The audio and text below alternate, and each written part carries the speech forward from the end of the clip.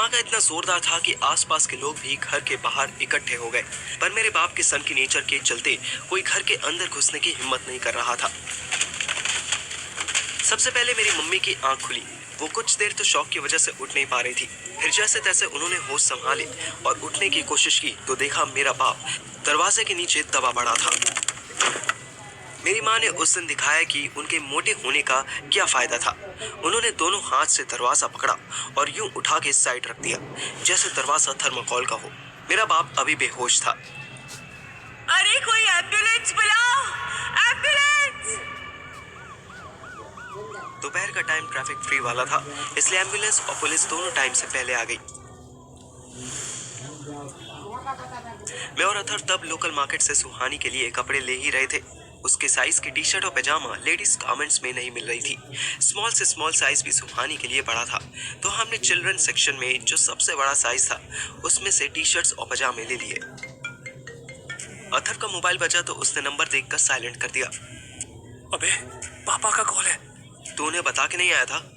अरे बताया था मैंने, किसी बात के लिए डांटना चाहते होंगे। छोड़ ना यार, सुबह सुबह मेरा गाली खाने का मन नहीं है। मैंने उसके हाथ से फोन लिया और कॉल रिसीव कर ली। हाँ जी पापा, नमस्ते। पार्थिव बेटा, तुम्हारे घर में बॉम्ब ब्लास्ट हो गया है। जहाँ कहीं भी हो जल्दी अपोलो हॉस्पिटल पहुंचो। फोन की आवाज इतनी तेज कि अथर ने भी सुन ली। हम दोनों कुछ सेकंड्स के लिए शॉक हो गए। अबे तेरा बाप!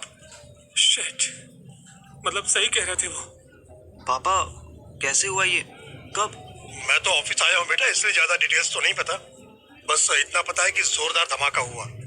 अथर्व की मम्मी ने बताया कि घर तक आवाज आई थी। फिर तुम्हारे पापा और मम्मी को मोहल्ले वालों ने ही हॉस्पिटल भेज दिया था। तुम हो कहाँ? मैंने अथर्व की तरफ देखा। वो बताने के लिए मना करने लगा। मुझे समझ ही नहीं आया कि क्या बोलूं, तो उसने फोन हाथ से छीन लिया। घर ढूंढने आए थे हम, दिल्ली से इतनी दूर। अब नए मैरिड कपल को ऐसे अकेले तो नहीं छोड़ सकते ना पापा जी। तुम भी साथ में ही हो? सही है, दोनों आ जाओ जल्दी से। जल्दी से कुछ नहीं हो पाएगा। छत वाले रूम में नहीं है हम, कि सीधे उतरे और आ गए। दिल्ली से बाहर है, आने में टाइम लगेगा। पापा की तरफ से कोई बात सुने बिना ही अथर ने फोन काट दिया।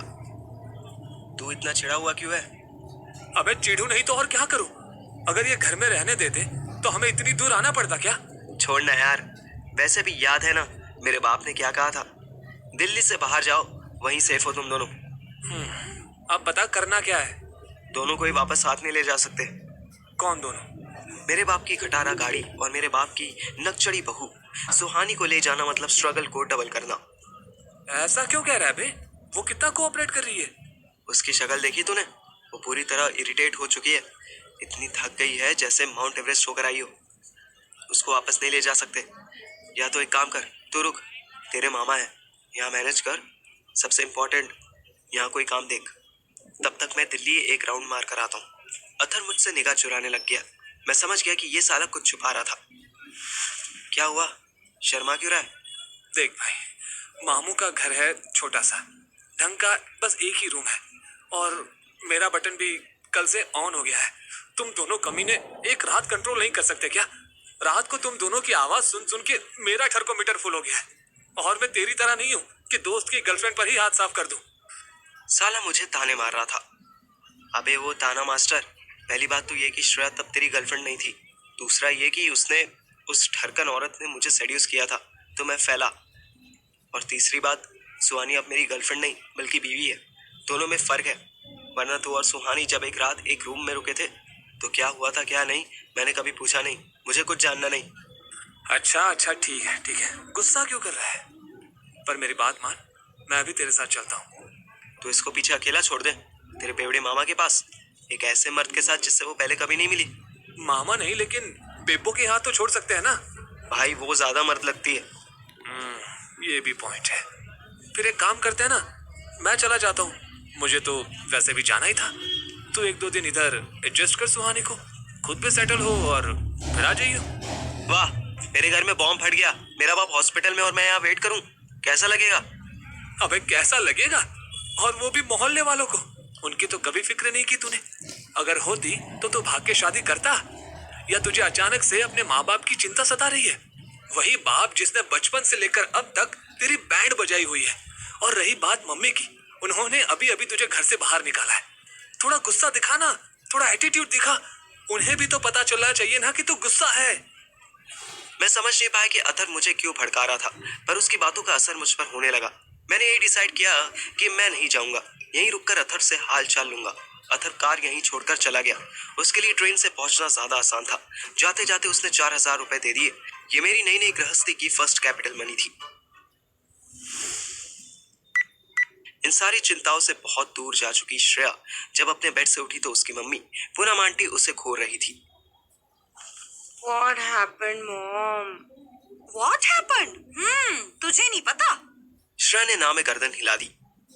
तू छत पर क्यों सो रही थी, हैं? श्रेया याद करने का ड्रामा करने लगी।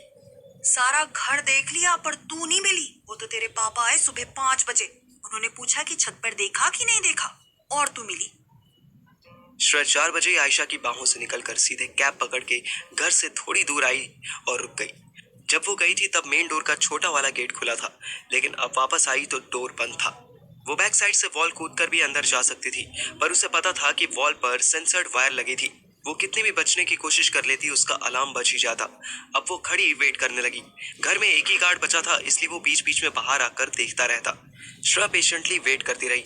हालांकि उसके पैर, उसकी कमर, सब में बहुत दर्द हो रहा था, फिर भी वो घर से थोड़ा दूर वॉच करती रही। 5 बजने से थोड़ा पहले उसके पापा की कार आ गई।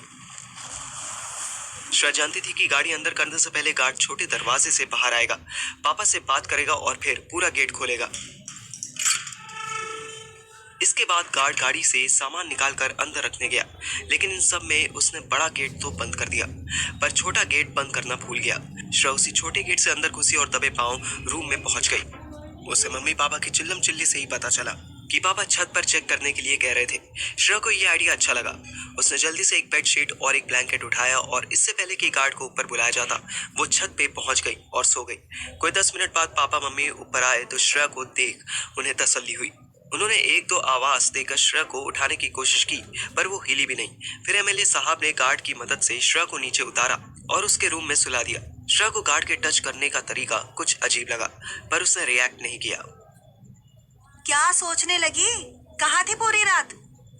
छत पे सोई थी ना, on the roof, in the cold breeze of night, under the moonlight. Shut up! Now go to the washroom and get ready quickly. Why?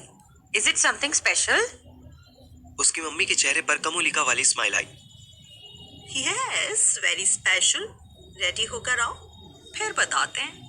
For a change आज तुम्हारे फादर भी यहाँ पर हैं, वरना तो एमएलए साहब को टाइम ही नहीं मिलता।